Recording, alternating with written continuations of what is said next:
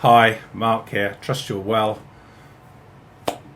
For over a decade now, I've been helping other photographers understand the ecosystem of Lightroom and Lightroom Classic, and I do this by online events. So what's coming up?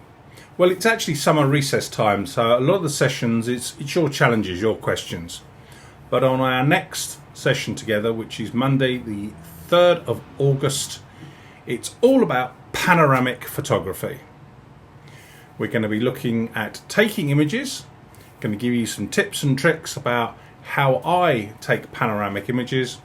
We're also going to be looking at different options within Lightroom Classic and Photoshop of stitching our panoramics together. And please remember, a panoramic doesn't have to be horizontal, vertical, it can even be square. So if you'd like to come and join us, Monday the 3rd of August, 7 PM UK time. There's a link in the description or coming up here on the screen. I look forward to welcoming you. Happy editing.